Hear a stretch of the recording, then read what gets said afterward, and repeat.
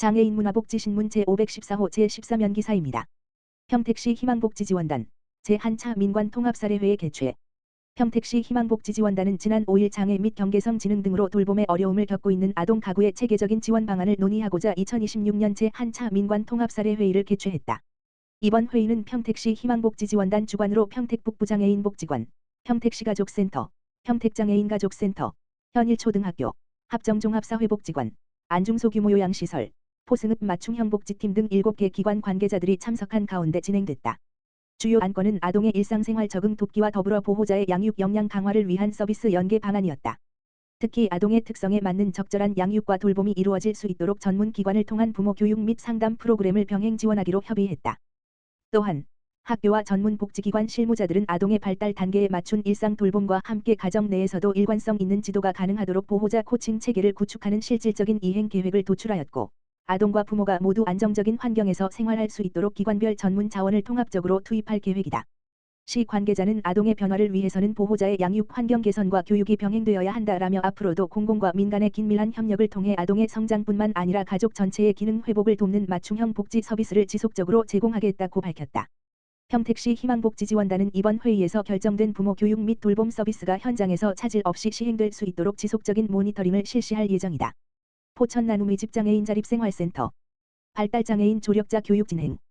포천나눔의 집장애인 자립생활센터는 오는 2월 26일부터 3월 26일까지 총 8회기에 걸쳐 발달장애인 조력자 교육을 진행할 예정이다. 이번 교육은 발달장애인이 자조 집단의 중심이자 주인으로서 스스로 목소리를 낼 수 있도록 돕는 조력자의 올바른 역할과 자세를 확립하기 위해 마련됐다.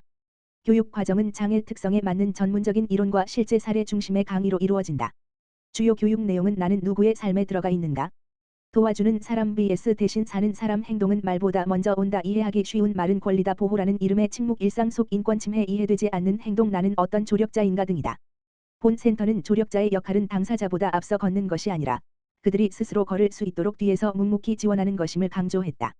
아울러 이번 교육을 통해 양성된 전문 조력자들이 발달장애인과 건강한 파트너십을 형성하고 지역사회 안에서 함께 어우러지는 토대를 마련할 수 있도록 노력할 예정이다.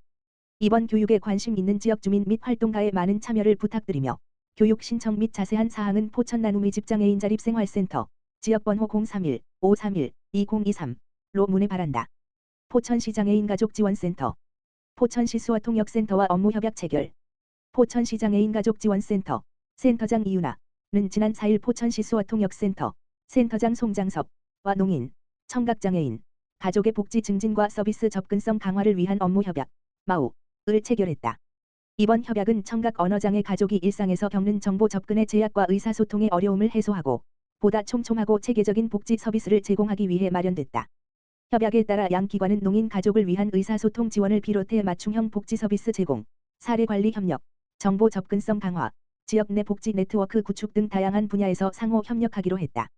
이번 협약을 통해 그동안 상담이나 교육, 프로그램 참여에 어려움을 겪어왔던 농인 부모와 가족들이 포천시 장애인 가족지원센터의 다양한 지원 서비스를 보다 원활하게 이용할 수 있을 것으로 기대된다. 송장섭 포천시 수어통역센터장은 이번 협력을 통해 농인 가족들이 지역사회 안에서 소외되지 않고 당당한 구성원으로 살아갈 수 있도록 전문적인 수어통역과 지원을 아끼지 않겠다고 말했다. 이윤아 포천시 장애인 가족지원센터장은 수어통역센터와의 협력을 통해 언어의 장벽을 넘어 모든 장애인 가족에게 보다 평등한 서비스를 제공할 수 있게 됐다며 앞으로도 복지 사각지대 해소와 장애인 가족의 삶의 질 향상을 위한 공동 대응 체계를 지속적으로 구축해 나가겠다고 밝혔다.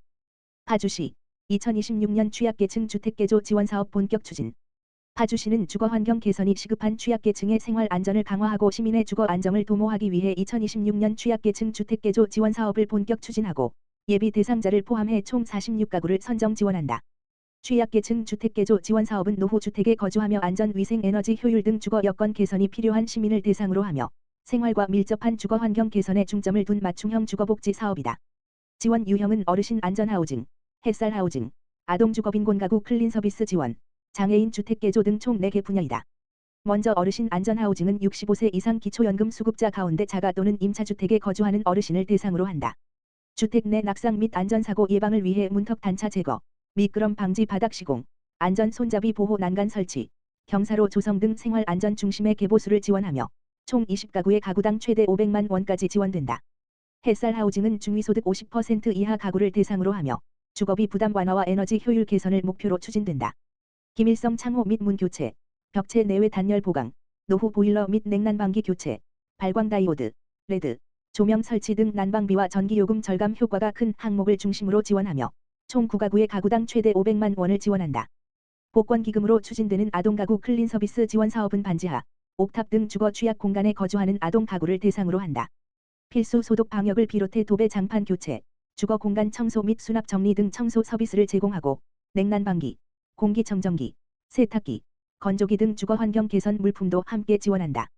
총 9가구를 선정해 가구당 최대 300만 원 이내로 지원할 계획이다.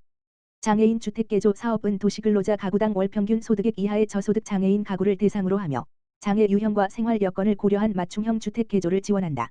주택 내 이동 편의와 안전 확보를 위해 경사로 설치, 문폭 확장, 안전 손잡이 및 각종 편의시설 설치 등을 지원하며 총 8가구의 가구당 최대 380만 원까지 지원된다. 파주시 관계자는 주거 환경은 시민의 삶의 질과 안전을 좌우하는 기본 요소라며 파주시는 취약계층이 보다 안전하고 쾌적한 환경에서 생활할 수 있도록 주택개조 지원을 비롯한 주거복지 정책을 지속적으로 확대해 나가겠다라고 말했다. 파주시 문산도서관, 장애 아동 대상, 인공지능 교육 운영 성황리 종료. 파주시 문산도서관은 한국과학창의재단 디지털 새싹 교육 지원 사업으로 운영한 지적 자폐성 장애 아동 대상 인공지능 교육 프로그램 우리가 만드는 도서관 속 작은 기상청을 성공적으로 마무리했다. 이번 프로그램은 지난 21일부터 29일까지 총 4차시로 진행됐으며 문산도서관 1층 탐사 2 공간에서 12세부터 18세까지의 지적 자폐성 장애 아동이 참여했다. 교육은 디지털 새싹 사업 지원을 받은 김지선 강사가 맡아 체계적으로 운영됐다. 참여 아동들은 한글 코드 작성과 소형 제어판, 아두이노를 활용해 날씨 데이터를 직접 수집하고 분석하는 활동을 통해 인공지능의 기초 원리를 체험했다. 특히 단계별 실습 중심의 교육 방식으로 구성돼 정보기술에 대한 이해를 높이고 스스로 문제를 해결해 나가는 경험을 쌓을 수 있도록 했다. 문산도서관 관계자는 이번 인공지능 교육 프로그램을 통해 장애 아동들이 디지털 기술을 보다 친숙하게 접하고 배움에 대한 자신감을 키우는 계기가 됐다라며 앞으로도 도서관이 누구나 차별 없이 배움에 참여할 수 있는 공간이 되겠다라고 말했다.